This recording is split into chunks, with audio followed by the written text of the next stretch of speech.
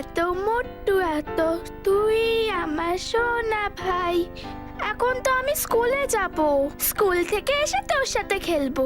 Sorry laddu. গুঞ্জন তাড়াতাড়ি কর শোনা, আবার না তো লেট হয়ে হ্যাঁ যাবে। হ্যাঁ, আমি এক্ষুনি আসছি।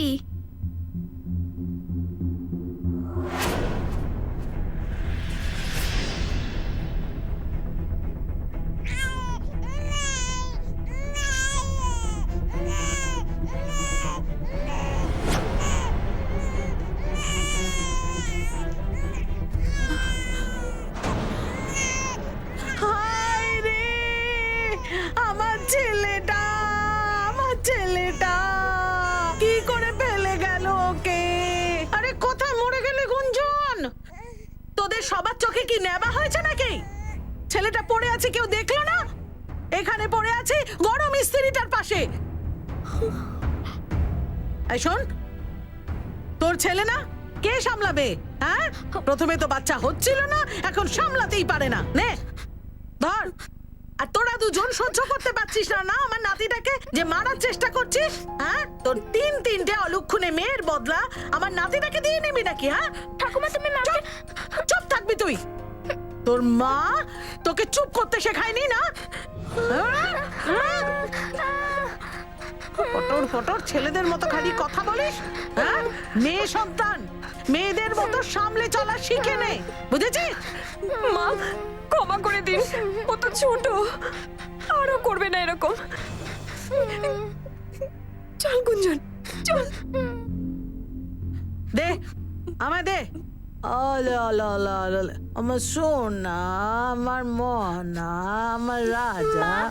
ঠাকুমা সব সময় এরকম করে। না, শোনা। তাহলে ঠাকুমা এরকম কেন ভাবে যে যশই একমাত্র আপন? আমি কি কেউ নই? গুঞ্জন শোনা, এরকম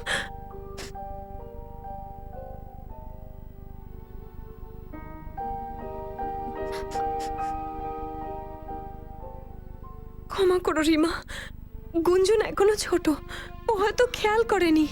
আজকে আমার মেয়েটার জন্য তোমার ছেলেটার যদি কোনো ক্ষতি হয়ে যেত। না দিদি, কি হবে আমার সোনা, কি হবে আমার নাতি বড় হয়ে? বড় হয়ে কি হবে? মা হয়েও আমি ওর জন্য কিচ্ছু করতে পারি না, সব আমারই ভুল। তিনটে মেয়েকে জন্ম দিয়েছি, এবার ব্যাস একটু লেখাপড়া শিখুক, নিজের ভবিষ্যৎ নিজেরা তৈরি করুক। ভগবান, আমার মেয়েগুলোকে তুমি একটু দেখো। সময় প্রত্যেকটা মুহূর্তে বদলে যাচ্ছে, আর সমাজে চলতে থাকা এই পরিবর্তন এবং ক্রমবর্ধমান উন্নতি দেখে খুব আনন্দ হয়। আজ আমরা মঙ্গল গ্রহ পর্যন্ত পৌঁছে গেছি, আমরা সমুদ্রের গভীরতা মেপে দেখছি। কিন্তু আফসোস যে আমাদের সমাজে এমন একটা অংশ আছে যেখানে আজও ছেলে এবং মেয়েদের মধ্যে ভেদাভেদ করা হয়, আর এই ভেদাভেদই প্রায়শই সমস্যা এবং অপরাধের জন্ম দিচ্ছে। রাঠি পরিবার একটা ভরপুর হাসি খুশি পরিবার ছিল, তাহলে সেখানে এমন কি হয়েছিল যে সেই পরিবারের সব আনন্দ মুহূর্তে শেষ হয়ে গেল? হ্যালো হ্যালো,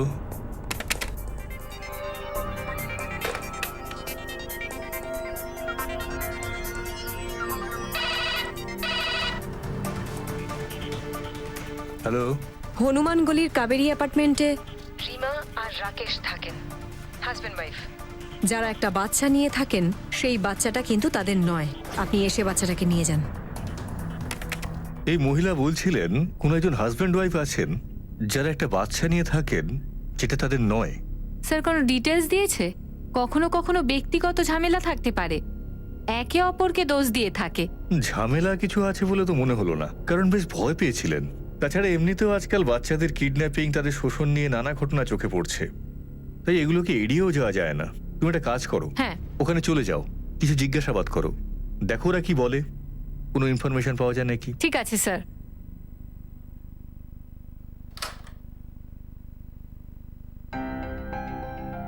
কি ব্যাপার? নমস্কার মাসিমা, হ্যাঁ। আমার নাম সুশীলা।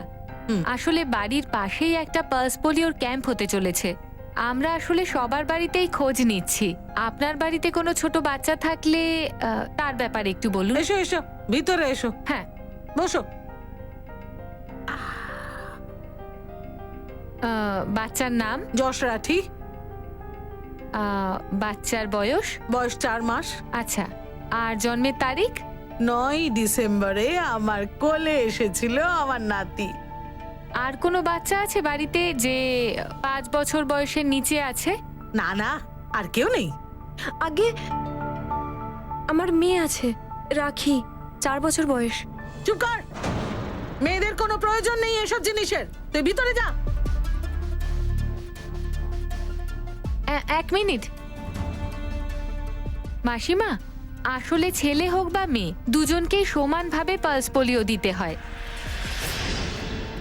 কি নাম বললেন আপনি মেয়ের? আগে রাখি, আর ওর বয়স কত? 4 বছর। আচ্ছা, আমি পুরো ডিটেল নিয়ে নিলাম।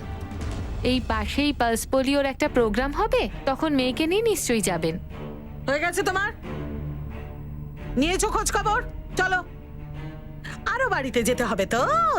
যাও যাও যাও। খুব মুখ চালাতে শিখেছিস তুই। যা, ভিতরে যা। আরে সরিতা, তুই জানিস ওই এ উইং এর মেয়েটা ইঞ্জিনিয়ারিং পাশ করে গেছে। ওমা তাই? হ্যাঁ, টপ করেছে ও। মনে হচ্ছে আপনি খুব ক্লান্ত।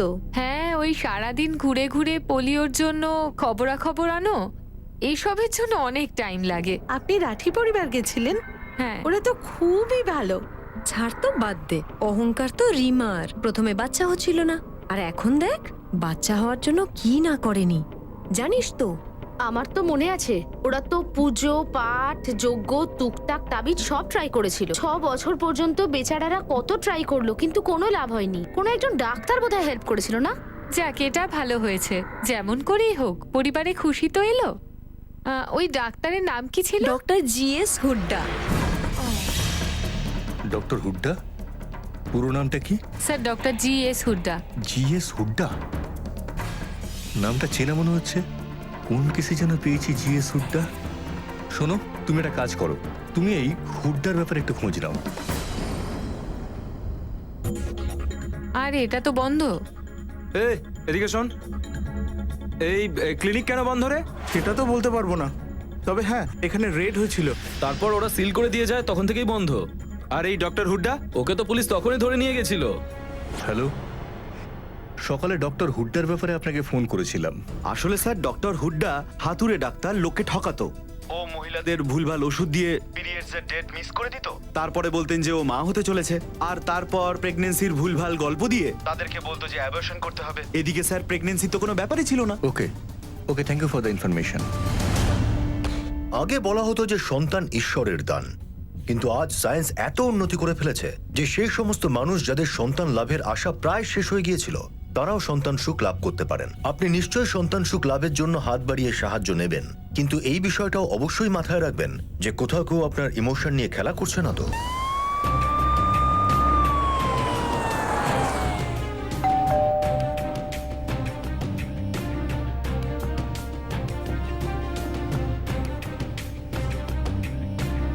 ইন্সপেক্টর সাহেব আপনি? রাঠিবাবু, আপনার সঙ্গে কিছু কথা ছিল। হ্যাঁ আসুন। আর রিমা, হ্যাঁ, যাই মা। নে ভিতরে নিয়ে যাও ওকে। না না, সাবধানে নে। হ্যাঁ বলুন ইন্সপেক্টর সাহেব। এইমাত্র যিনি ভেতরে গেলেন তিনি আপনার বৌমা রিমা? হ্যাঁ ইন্সপেক্টর সাহেব। আর যে বাচ্চাটা ছিল তার নাম কি যশ?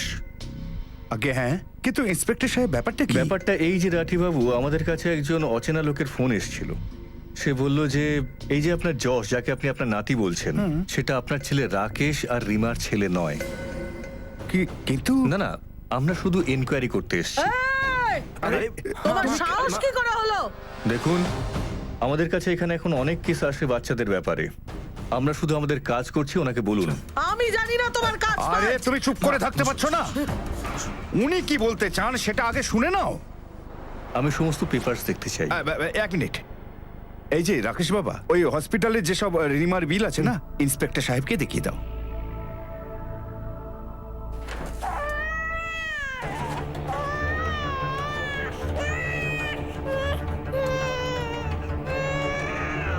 রাকেশ, তুমি আরে দাঁড়াও না, এক তো পেপারগুলো পাচ্ছি না।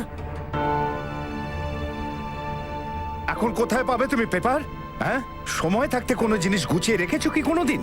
আরে খুঁজছি তো। হ্যাঁ, তাড়াতাড়ি খুঁজে নিয়ে এসো। আপনি কে? কি নাম আপনার? ইন্সপেক্টর সাহেব, এ হচ্ছে আমাদের বাড়ির বড় বউ। আচ্ছা, তুই এখানে দাঁড়িয়ে কি করছিস? হ্যাঁ, আর কোনো কাজ নেই? যা ভিতরে যা। হ্যাঁ, যাও মা। ইন্সপেক্টর সাহেব, এই হচ্ছে ফাইল। ও আচ্ছা।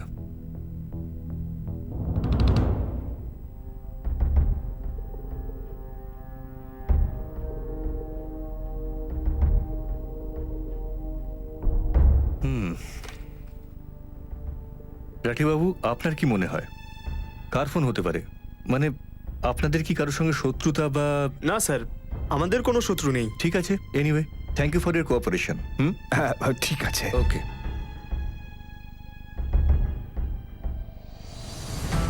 হ্যাঁ, কি মনে হয় ফোন কল মিথ্যে না রাঠি মিথ্যে কথা বলছে? স্যার, রাঠির কাগজপত্রগুলো কিন্তু সব ঠিক আছে। হতে পারে ওনাকে কেউ ফাঁসাচ্ছে। কিন্তু একটা ব্যাপার তো নিশ্চিত, ডক্টর হুড্ডা ফ্রড ছিল। তার মানে হলো ওর চিকিৎসায় ডেফিনেটলি রিমা মা হতে পারে না। তাহলে স্যার, ওনার বাড়ির পরিবেশ কিন্তু বেশ অদ্ভুত, কিন্তু প্রবলেম কি ছিল সেটা বুঝতে পারলাম না। একটা ব্যাপার কি লক্ষ্য করেছো, দুই বউই বেশ ভয় পেয়েছিল। শ্বশুর শাশুড়িকে খুব ভয় পায় নিশ্চয়ই। স্যার, একটা ব্যাপার মনে আছে, ওই রাকেশ রাঠি কিছু মেডিকেল বিলিংস আর ফাইলস দেখিয়েছিল।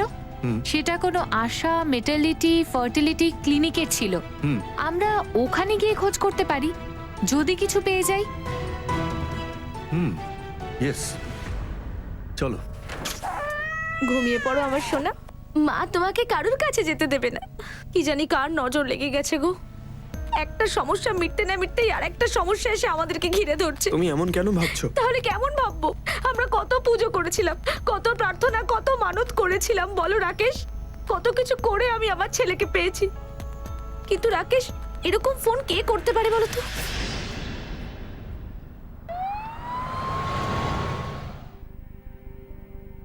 এই রাকেশ আর রিমা রাঠিয়া বলে পেশেন্ট ছিল, কোনো ফার্টিলিটি ট্রিটমেন্টের জন্য এসেছিল আপনাদের এখানে।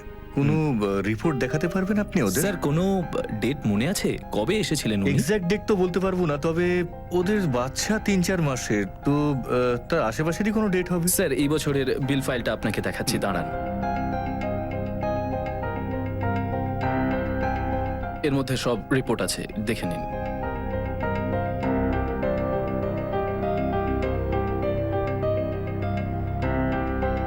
সবকিছু তো ঠিকই আছে। ঠিক আছে, thank you so much. Thank you.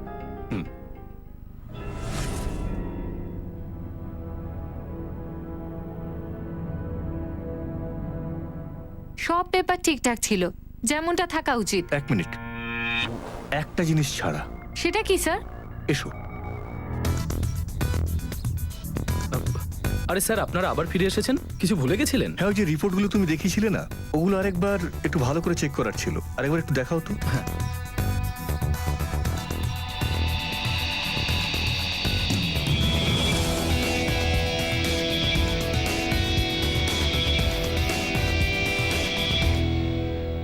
এর মধ্যে তো গন্ডগোল আছে। গন্ডগোল? হ্যাঁ, পার্থক্য আছে এখানে। কি বলুন, আমাকে বুঝতে পারছি না। কোনো পার্থক্য নেই, কোনো পার্থক্য নেই। এদিকে এদিকে, এটা কি? এই যে বাকি সমস্ত রিপোর্টগুলো, এগুলো সব প্রিন্টেড, দেখছিস তো? প্রিন্টেড না? আর এটা রাকেশ রাঠির রিপোর্ট। এই নামটা দেখ। হ্যাঁ, এটা হ্যান্ড রিটেন, এই ডেটটাও হাতে লেখা, তাই না? এটা ডিফারেন্ট নয়। আর এই দুটো বিল, দুটো নাম্বার কি করে সেম হয়? বল, সত্যি করে বল, কি জানিস রাকেশ রাঠির ব্যাপারে? ইন্সপেক্টর স্যার, আমি বলছি, দেখুন এখানে সারাদিন হাজার হাজার পেশেন্ট আসে, আর এইভাবে প্রত্যেককে মনে রাখাটা অসম্ভব ব্যাপার। কিন্তু হ্যাঁ, আমার মিসেস রিমা রাঠির ব্যাপারে অনেক কিছু মনে আছে। আজ থেকে 2 বছর আগে উনি ওনার স্বামী আর শাশুড়ির সঙ্গে এখানে এসেছিলেন। তো চিকিৎসা হয়েছিল ভালো করে? আমি ওনাকে যা যা টেস্ট করে আসতে বলেছিলাম সেগুলো করে এসেছিলেন আমার কাছে। আর যখন রিপোর্ট এলো, জানা গেল যে রাকেশ রাঠির স্পার্ম কাউন্ট খুব কম। সেই অনুযায়ী ওনার টেস্ট টিউব বেবি হওয়ারও কথা নয়। রাকেশ বাবা হতে পারতেন না। তারপর ওরা আর এখানে কোনোদিনও আসেনি।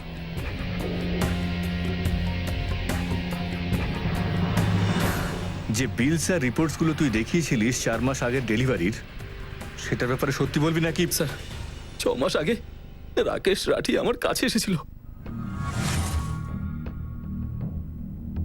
আরে কৃষ্ণ, কি ব্যাপার? তুই কেমন আছিস? আরে আমি ঠিক আছি, বাবা হতে চলেছে। আরে কংগ্রেচুলেশনস। আরে তোর জন্য মিষ্টি এনেছি। Thank you. কৃষ্ণ, একটা হেল্প চাই। কি কিরকম হেল্প? আরে এটাও ধর। স্যার, ও আমাকে বলেছিল যে ওর স্ত্রী মা হতে চলেছে। ও আমার কাছ থেকে কিছু জাল মেডিকেল বিল চেয়েছিল। আমি ভাবলাম ও একটু সুখের মুখ দেখেছে, আর এর ফলে কারোর কোনো লোকসানও হতো না। সামান্য কটা টাকার জন্য তুই এত বড় একটা অপরাধ করলি? তুই জানিস এর শাস্তি কি? মানুষ কত ভরসা নিয়ে তোদের কাছে আসে, নিজের সমস্ত দুর্বলতা শেয়ার করে তোদের সঙ্গে। তোদের মতন লোকেরা সামান্য কটা টাকার জন্য। স্যার, আমি ভুল করে ফেলেছি, আমাকে ক্ষমা করে দিন স্যার। তার মানে হলো রাকেশ রাঠি আমাদের মিথ্যে কথা বলেছিল। ও তো বাবা হতেই পারবে না। একজন মহিলা আর একজন পুরুষ যখন একসঙ্গে থাকে তখন তাদের মধ্যে একটা সম্পর্ক তৈরি হয়, আর সেই সম্পর্কের অংশ নিয়েই একটা সন্তান জন্ম নেয়। সেক্ষেত্রে দুজনের মধ্যে যদি কোনো একজন দুর্বল হয়ে থাকে তখন সন্তান হওয়া মুশকিলই নয়, অসম্ভব হয়ে দাঁড়ায়। রাকেশের ক্ষেত্রে তার স্পাম কাউন্ট খুবই কম ছিল, তাহলে তার সন্তান হলো কি করে? আর সেই মহিলাই বা কে ছিল যে পুলিশকে বারবার করে ফোন করে এই বিষয়ে যে কোনো গন্ডগোল আছে সেই ব্যাপারে জানাচ্ছিল?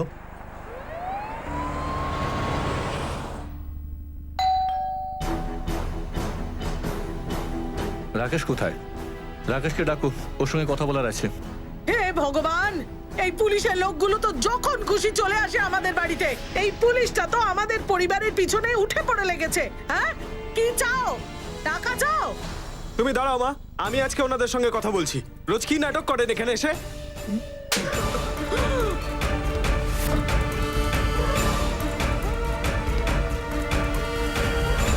লাফালাফি করা বন্ধ কর আর সোজাসুজি আমাদের প্রশ্নগুলোর উত্তর দে। আর এবার একদম সত্যি।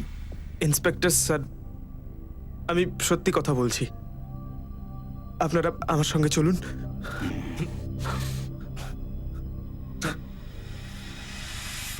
ইন্সপেক্টর স্যার, এটা সত্যি যে যশ আমার ছেলে নয়।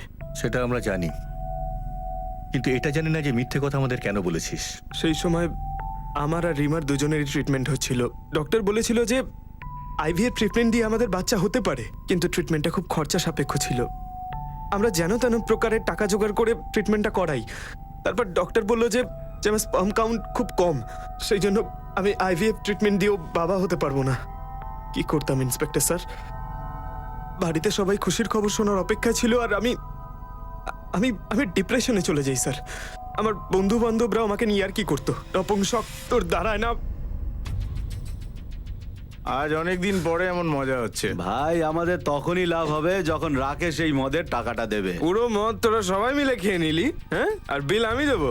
আরে আমার এত ধরনের হয়নি এখনো। আরে ভাই, এত গিফটে হচ্ছিস কেন বলতো? দিয়ে দে না, আর বাচ্চা তো তোর হবে না। আর এত টাকা নিয়ে কি করবি? এই টাকা আমাদের বন্ধুদের মধ্যে উড়িয়ে দে ভাই। বেশ সলভ।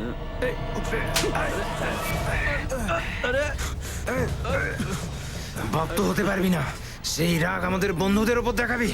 আর হ্যাঁ, যদি তোর বউকে মা বানাতে হয় তাহলে আমাদের কাছে পাঠিয়ে দিবি।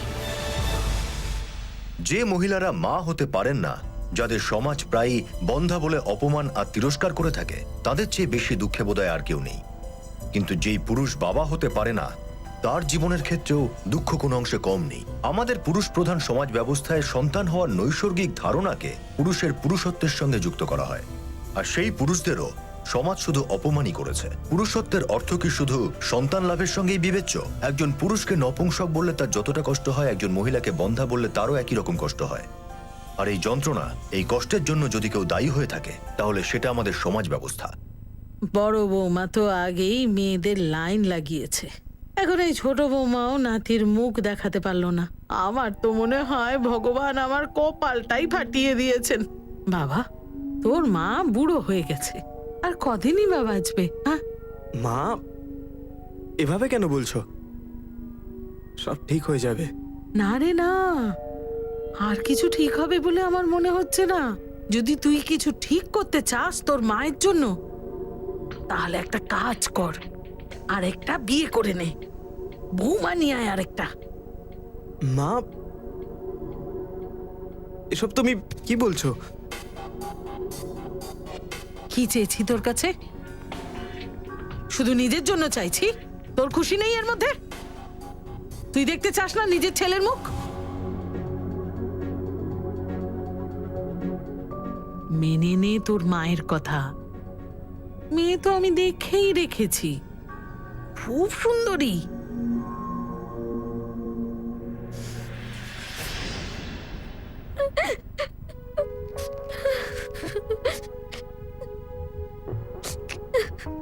কি হয়েছে রিমা, তুমি কাঁদছো কেন?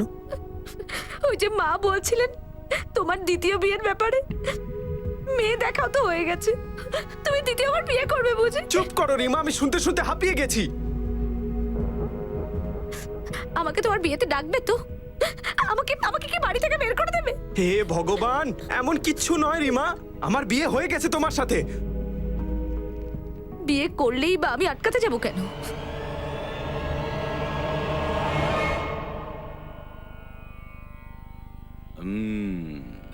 বাবা, খুব কষ্ট আমাদের, কিছু একটা সাহায্য করুন।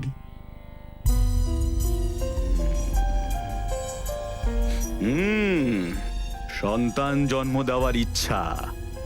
হ্যাঁ বাবা, আপনি তো দেখছি অন্তর্যামী। যদি বংশের প্রদীপের প্রয়োজন হয়, তাই ওকে আমাদের আশ্রমে 3 দিন থাকতে হবে, আর সেখানে থেকে আমাদের সেবা করতে হবে। তবেই প্রভুর আশীর্বাদে ও অবশ্যই পুত্র সন্তান লাভ করবে।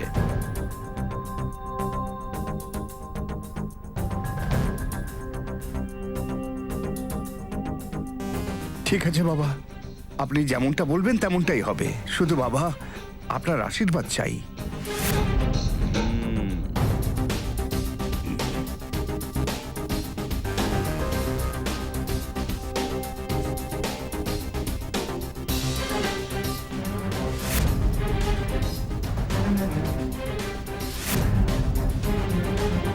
কিন্তু সেবাটা পুরো বিশ্বাস আর সমর্পণের সাথে করতে হবে।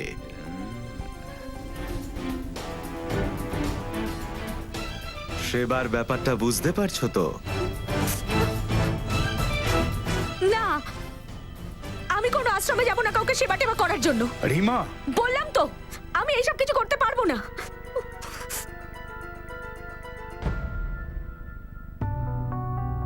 কি করে মুখ দেখাবো সবাইকে? এই বউ দুটো আমাকে স্বর্গে যেতে দেবে না। শুধু তো নাতির মুখ দেখতে চাই। আমাদের দেশে ছেলেদের জন্য যে পাগলামো হয় সেটা কখনো কখনো অবাক করে দেয়। ছেলেরাই শুধুমাত্র আমাদের বৃদ্ধ বয়সের অবলম্বন বা আমাদের বংশ এগিয়ে নিয়ে যেতে পারে।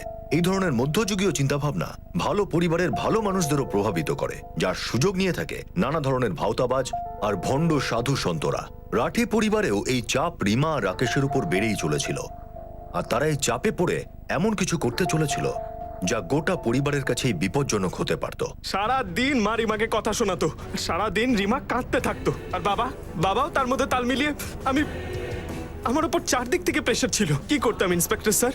কি বলতাম লোককে যে আমি বাবা হতে পারবো না? কথাটা যখন আমার সহ্যের বাইরে চলে গেল, আমার মনে হচ্ছিল আমি পাগল হয়ে যাব। শেষ পর্যন্ত সাহস করে আমি মাকে বলে দিই। মা, সব ঠিক আছে তো? এইভাবে আমার ছেলেদেরকে একটা কথা জিজ্ঞেস করতে চাই। পরিবারের থেকে বড় কিছু হয়? নিজের মাকে বাবাকে সম্মান করিস তো? হ্যাঁ মা। যদি তোর বাবাকে মাকে সম্মান করে থাকিস, তাহলে রাঠি পরিবারের একটা উত্তরাধিকারী চাই। রবি, দেখ, এটা তোর আর রিমার দায়িত্ব। এই পরিবারকে একটা উত্তরাধিকারী দিয়ে দে তাড়াতাড়ি। মা, এসব তুমি কি বলছো? পরিবারে একে অপরের কথা শুনতে হয়। মা, আমি বুঝতে পারছি তুমি যা বলছো, কিন্তু ভাগ্যকে তো আমরা বদলাতে পারি না মা, সেটা তো আমাদের মানতেই হবে। তোর থেকে অনেক বেশি পৃথিবী দেখেছি আমি, এখন তুই শেখাবি কি করে চলতে হয়। ছেলে ছাড়া পরিবার শূন্য হয়, নির্বংশ হয়। মেয়েরা কোন কাজের? সে তো নিজের বাড়ি চলে যাবে। ছেলেরা পরিবারকে এগিয়ে নিয়ে যায়, বংশ এগিয়ে যায়। আর তোর ভাই সারা দুনিয়ার কথা শোনে, তার জন্য তোর কোনো দায়িত্ব আছে কি না? মা, বাচ্চা দত্তক তো নিতে পারি। আজকালকার দিনে তো আজকাল তো অনেক কিছু হয় দুনিয়াতে, কে জানে কোন জাত, কোন বংশ, কোন কুল। এমনি কোনো ছেলেকে কি করে বাড়ি নিয়ে আসবো আর দোল পিটিয়ে পিটিয়ে নিজের পরিবারের উপহাস করি? মা, চিন্তা করিস না, ঘরের কথা ঘরেই থাকবে। ব্যাস, আমাকে তাড়াতাড়ি নাতি দিয়ে দে।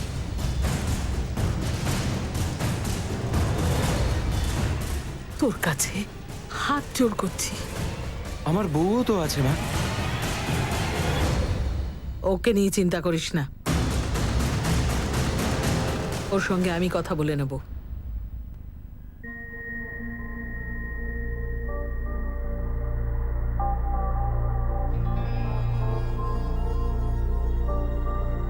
রিমা, হ্যাঁ তোমার সঙ্গে একটা কথা আছে। হ্যাঁ বলো না।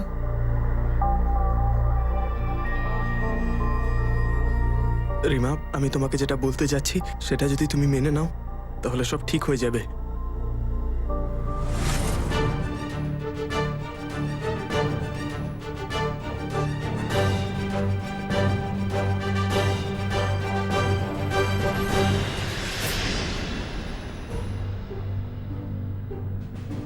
রাকেশ, তুমি তুমি আমার একটা রিমা, রিমার কোনো রাস্তা নেই। হয় আশ্রমে যাও ওই বাবার কাছে, যাকে তুমি একেবারেই চেনো না, হয় আমার দাদার কাছে, যেই পরিবারেই থাকে। বলো কি করতে চাও? তোমার কি হয়েছে নাকি রাকেশ? আমি কোথাও যাব না, আমি কোথাও যাব না। কান খুলে শুনে রাখো, আমি কোথাও যাব না রাকেশ।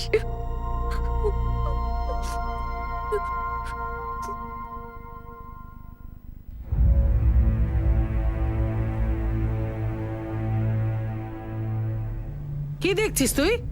একটা কথা কান খুলে শুনে রাখ, এই কথাটা কাউকে বলবি না। যদি কাউকে বলিস তাহলে এই 3টে মেয়ের হাত ধরে বাড়ির বাইরে বের করে দেব। আর শোন, আমি আমার ছেলে রবিকে আরেকটা বিয়ে দিয়ে দেব। এখন তোর ব্যাপার, যে চুপ করে থাকবি কি মুখ খুলবি, হ্যাঁ ভাবনা চিন্তা করে দে।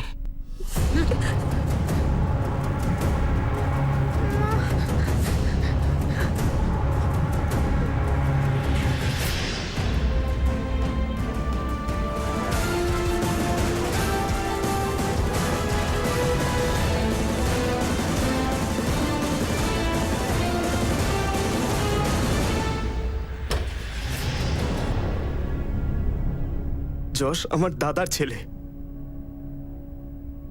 হ্যাঁ, এই কথাটা আমি আপনার থেকে লুকিয়েছি, আপনার কাছে কি সবার থেকে লুকিয়েছি। কিন্তু আমি কি করতাম ইন্সপেক্টর স্যার?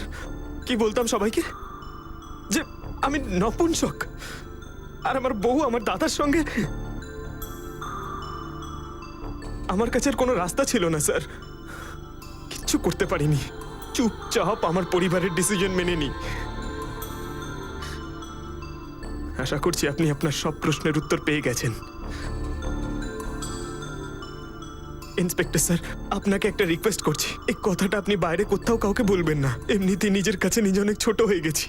ঠিক আছে মিস্টার রাঠি, কিন্তু যদি দরকার পড়ে আমরা আবার আসবো। ঠিক আছে।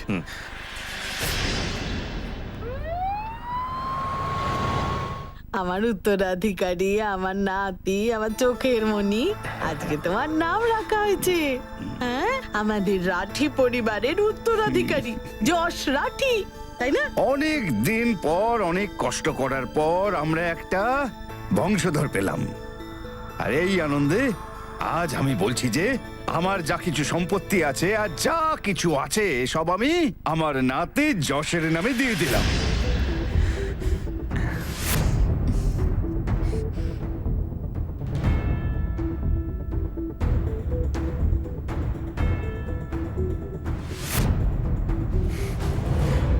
বাবার সম্পত্তির উপর ছেলে এবং মেয়ে দুজনেরই সমান অধিকার আছে, আর আইনও এই বিষয়টাকে মান্যতা দিয়েছে। কিন্তু আজও আমাদের সমাজে এমন কিছু মানুষ আছেন যাদের পরিবারের উত্তরাধিকার শুধুমাত্র ছেলেদের জন্য।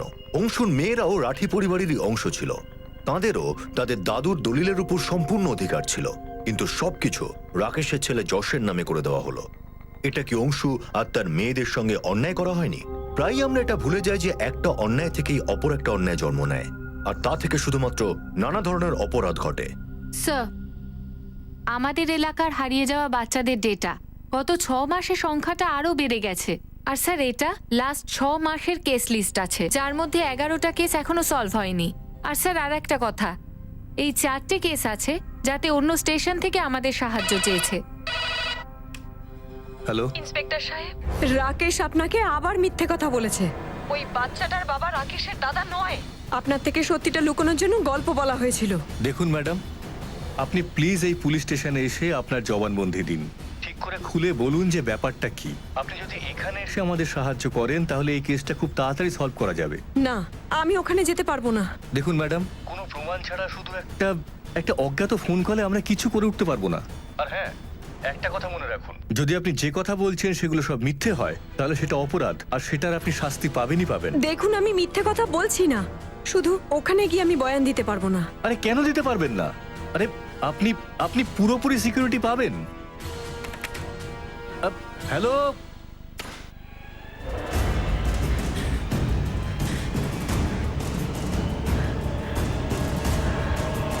কি হলো স্যার? কার ফোন ছিল? ওই সেই, এটা রাঠির ছেলে নয় সেই ফোন কল। এই ভদ্রমহিলা একে প্রকাশ্যে আসতে চাইছেন না। আমাদের ফোন করে দেওয়াটা খুব সহজ কাজ ওদের কাছে। মাঝে মাঝে তো খুব খারাপ লাগে রাকেশের জন্য। হ্যাঁ স্যার, আমারও না ওনার বড় বউ অংশু, ওর জন্য খুব খারাপ লাগে। 3টে মেয়ে আছে আর বাড়িতে পুরো চাকরানির মতো থাকে। স্যার, এরকমও তো হতে পারে এই যে বারবার আমাদের ফোন করছে সে হয়তো অংশু। হ্যাঁ স্যার, পসিবিলিটি তো আছে, কারণ যদি অংশু আমাদের ফোন করে তাহলে খবরটা তো একদম সত্যি। হ্যাঁ, কিন্তু যে ভদ্রমহিলা কথা বলছেন সে খুব ভয় পেয়ে রয়েছে, প্রকাশ্যে আসতে চাইছেন না। আর ও যে কথাটা বলছে সেটা একদম নিশ্চিত হয়ে বলছে। আর যদি রবি এই বাচ্চাটার বাবা না হয় তাহলে এই বাচ্চাটা কার? স্যার, এই বাচ্চাটাকে চুরি করেও তো আনতে হ্যাঁ, পারে। কিন্তু রাকেশ যেটা বলছে সেটাও তো সত্যি হতে পারে। হ্যাঁ, কিন্তু যখন ডাউট মনে এসছে তখন ক্রস চেক তো করতেই হবে। শোনো, তুমি একটা কাজ করো, যশের যে বার্থডেটা আছে ওই পেপারে তার আশেপাশে 2-3 দিনের মধ্যে যেখান থেকেই যে বাচ্চাই নিখোঁজ হয়েছে তাদের প্রত্যেকের ডিটেলস বার করো তাড়াতাড়ি। Right sir. হ্যাঁ স্যার, রাকেশ রাঠি হ্যাঁ আমি। এখানে সই করুন। Thank you sir. Thank you.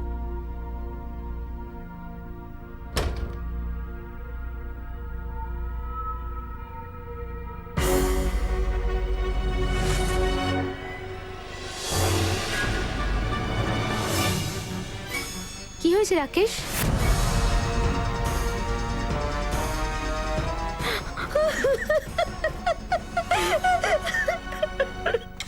Sir, এইগুলো ওই সব কেসগুলোর ডিটেলস, যে বাচ্চাগুলো 8 মাস আগে নিখোঁজ হয়েছিল।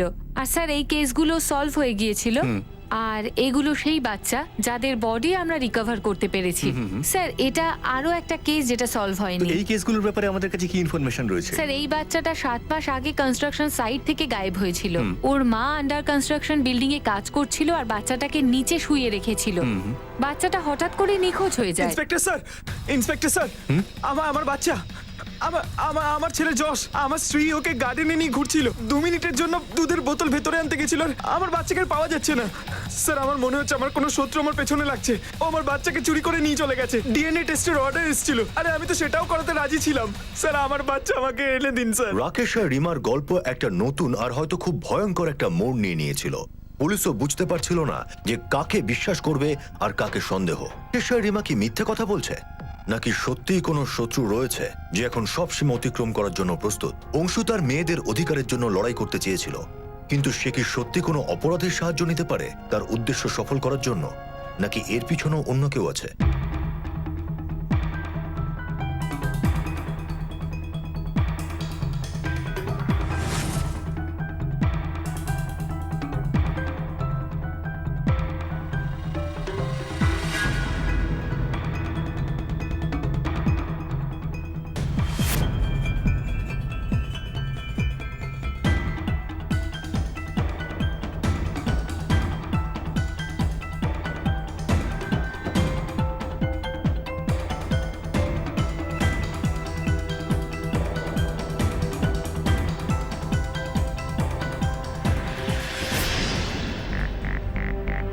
হ্যাঁ স্যার, আমি এখনই অ্যাড্রেসটা সেন্ড করছি।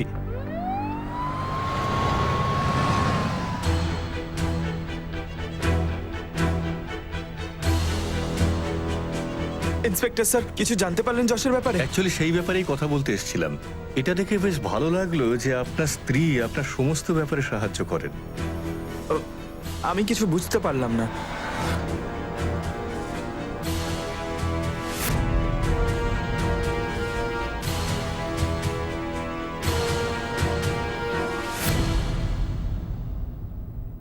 কি করতাম ইন্সপেক্টর স্যার? আমার কাছে আর কোনো রাস্তাই ছিল না। ডিএনএ টেস্টের অর্ডার পাওয়ার পরে আমি খুব ভয় পেয়ে গেছিলাম। সেই জন্য আমার বাচ্চা কিডন্যাপ হয়ে গেছে এটা বলেছিলাম আপনাকে। সত্যি করে বল, নিজের ছেলে? ইন্সপেক্টর স্যার, আমি আপনাকে সব বলছি সত্যি সত্যি। কি হয়েছে কি? কোর্ট থেকে অর্ডার এসেছে, যশের ডিএনএ টেস্ট করাতে হবে। এ ভগবান, কে যে আমার নাতিটার পিছনে উঠে পড়ে লেগেছে, এর একটা ব্যবস্থা করতেই হবে। আরে একবার যদি ডিএনএ টেস্ট হয়ে যায় তাহলে সবাই সব জানতে পেরে যাবে। আরে সব জেনে গেলে কি হবে? তুই তো পুলিশের সঙ্গে কথাই বলে নিয়েছিস যে এই ছেলেটা তোর দাদা। মা তুমি কেন বোঝার চেষ্টা করছো না? বাচ্চাটা দাদার নয়।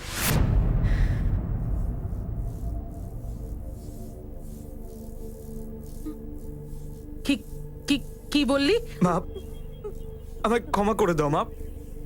আর তোমার খুশির জন্য আমি রিমাকে দাদার কাছে পাঠানো তো রাজি হয়ে গেছিলাম। না রিমা রাজি ছিল না দাদা। মা আমি কি করতাম? তাই আমি তোমাকে মিথ্যে কথা বলেছি। এই বাচ্চাটা আমি অন্য কোথাও থেকে তুলে নিয়ে এসেছি। কার না কার পাপ আমার পরিবারের কলঙ্ক হবে, তার থেকে ভালো ছুঁড়ে ফেলে দি। চুপ! একদম চুপ! যা খুশি করে নিয়েছিস স্বামী স্ত্রী মিলে।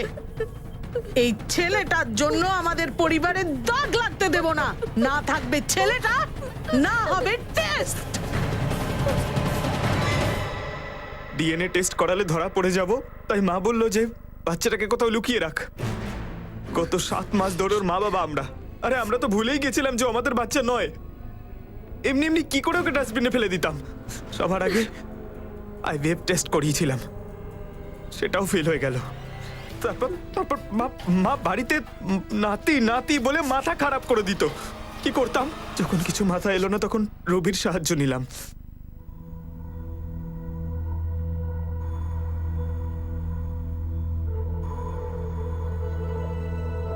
রিমা আমি তোমার অবস্থা বুঝতে পারছি। আমি জানি এই সময় তোমার মনের ভেতর কি হচ্ছে। আর আমার অবস্থাটা তো কেউ বুঝলোও না। আমায় ক্ষমা করো রিমা, আমি তোমায় সাহায্য করতে পারবো না। এর চেয়ে বরং এটাই ভালো হবে, আমি আমার স্ত্রী আর আমার মেয়েদেরকে নিয়ে এখান থেকে কোথাও চলে যাব। দাদা, থ্যাংক ইউ সো মাচ। তারপর আমরা বাড়িতে কাউকে কিছু না জানিয়ে ডক্টরের কাছে গেলাম একটা শেষ চেষ্টা করার জন্য। সেই সময় তো ওই লোকটা আমাদের কাছে ভগবানের থেকে কম ছিল না। তারপর তো জানতে পারলাম যে লোকটা খুব বড় ফ্রড। আরে ওরা তো আমাদেরকেও ঠকিয়েছে। বলেছিল যে রিমা প্রেগনেন্ট, মা হতে চলেছে। কোনো বাচ্চা হওয়ার ছিল না, মিথ্যে বলেছিল। আমি তো সবাইকে বলে ফেলেছিলাম যে আমি বাবা হতে চলেছি। এবার কি করবো আমরা রাকেশ? বাবা মা তো বাড়ি বাড়ি গিয়ে প্রত্যেককে বলে এসেছে যে ওরা দাদু ঠাকুমা হতে চলেছে। কিছু হবে না।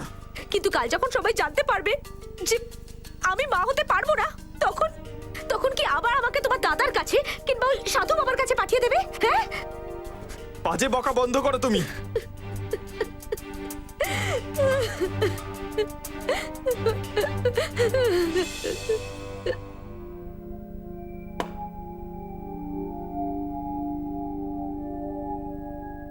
আরে আরে রিমা, নিজের খেয়াল রাখ একটু। এই অবস্থায় আস্তে আস্তে হাঁটতে হয়, সাবধানে।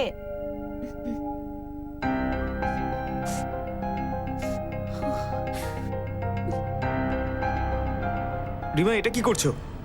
আরে বেল্টটা খুব টাইট, আমার খুব অস্বস্তি হয়। রিমা তুমি আমার জীবন দুর্বিষহ কেন করছো? সবকিছু তোমার জন্যই তো করছি। পুরো পরিবারের কাছে মিথ্যে বলেছি আমি।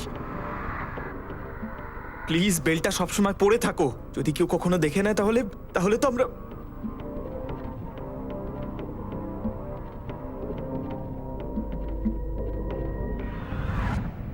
ভুল হওয়ার তো কোনো প্রশ্নই ছিল না স্যার। আমরা সবকিছু খুব ভালোভাবে প্ল্যান করেছিলাম। রিমাকে ঠিক সময় পানভেলের হসপিটালে ভর্তি করে দিয়ে আসি আমি, পেটে ব্যথার বাহানায়। ওখানে ওর মা বাবার বাড়ি ছিল, সেই জন্য কেউ সন্দেহ করেনি। আশা হসপিটালের কৃষ্ণকে আমি আগে থেকেই চিনতাম। ওকে কিছু টাকা দিয়ে আমি জাল ডেলিভারি বিল বানিয়ে নি আমি, যাতে ডকুমেন্টস ক্লিয়ার থাকে। শুধু আমার একটা বাচ্চার প্রয়োজন ছিল, সেটার ব্যাপারে আমি ভেবে রেখেছিলাম।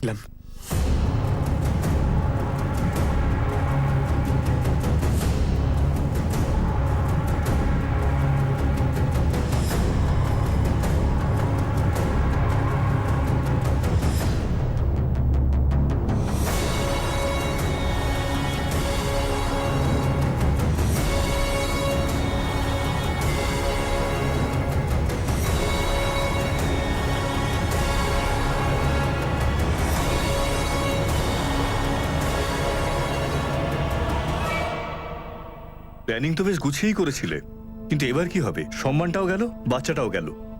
তোমাদের মতন শিক্ষিত লোকেরা এরকম ধরনের অপরাধ করে? লজ্জা করে না তোমাদের? ইন্সপেক্টর স্যার, আমার মাথায় কিছু আসছিল না, কিচ্ছু বুঝতে পারছিলাম না। আমি সারাদিন শুধু বাচ্চা বাচ্চা বাচ্চা বাচ্চা, আমি তো শেষ হয়ে গেলাম এই বাচ্চার চক্করে।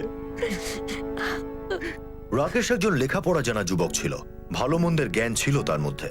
সে যদি নিজের মা বাবার চাপে পড়ে এমন একটা নোংরা ষড়যন্ত্র না করে বসতো, তাহলে হয়তো ও আজ গরাদের পিছনে থাকতো না।